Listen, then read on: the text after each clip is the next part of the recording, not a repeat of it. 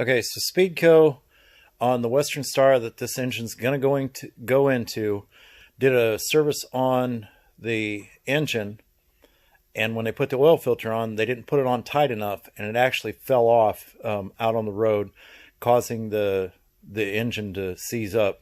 And I'm going to show you what kind of force it takes to undo a oil filter that's on properly.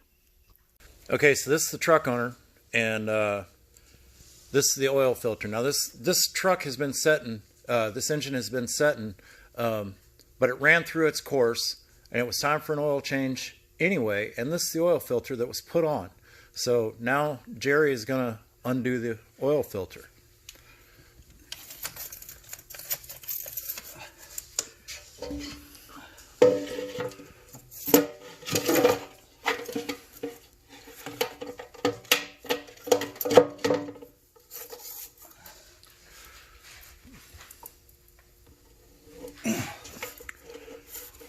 That was an oil filter that was put on properly. Once they're on tight, they don't vibrate off if they're put on correctly.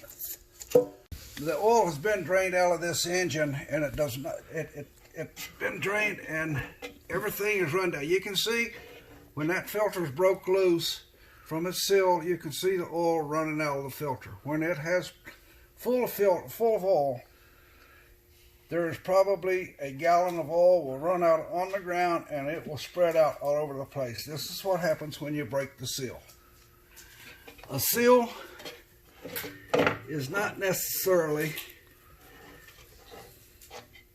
at the proper tight. You tighten it up hand tight, and this motor will start and run. Now that's a greasy mess. There you can see what happens when the filter, the seal is broke. Oil runs out. And you can see the top of the engine is off of it, so you can't, it's not oil that's setting up on top of the heads. That's what was setting in the cooler in the oil filter. So if the oil filter breaks loose, you're going to have a puddle under the truck, which, you know, when you're doing your PTI, pre-trip inspection, you'll see that puddle of oil. It'll cause you to look up, which you're going to look at the oil filter anyway. And while you see streaks like that down it, you know that it's loose. Now, when I do an oil change and put my filters on, approximately right here, I put a mark, a white mark right here. And if I have a black filter, I will put a white mark on the filter corresponding with this mark here. I will tighten it around that filter up with the filter wrench till it comes back around to this mark. So when the driver checks the oil, he don't have to reach down and physically feel the filter, look at it to see if it's moved or anything. He can look at these two marks, and if they're in line, the filter's not moved. If they're not in line, he knows he's got a problem. Go.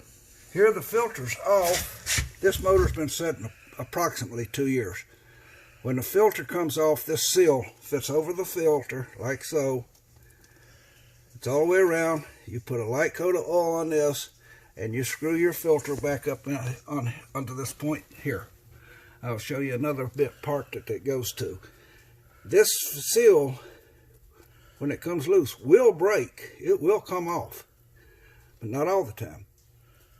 This is what you're looking at. This filter, this motor has been setting for 2 years, not running. I know the guy that I bought it from. He bought this engine new. The filter's full of oil. Now I'm going to get another piece out here. I'm going to take this over. Now,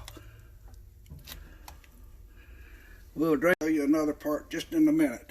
This is a genuine Cummins part that the nipple here where the filter screws up on has 4 bolts that holds this on. That's what the filter is fastened to.